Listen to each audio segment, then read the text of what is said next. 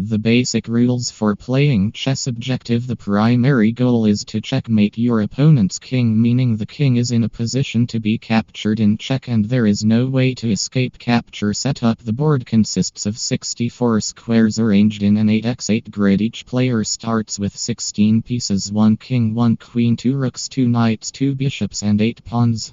The pieces are set up on the 2 rows closest to each player.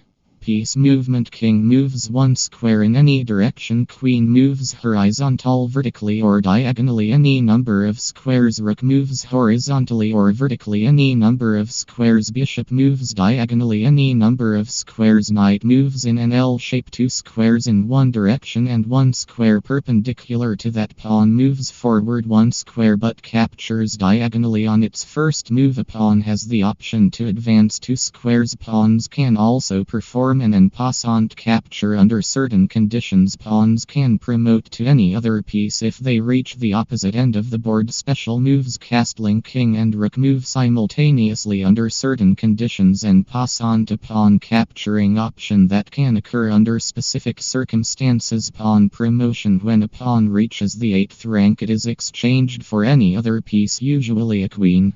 Check and checkmate.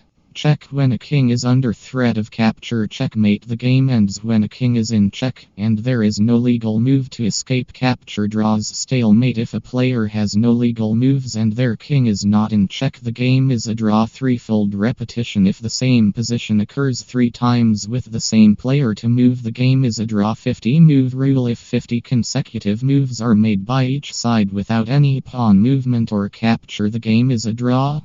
These are the fundamental rules of chess.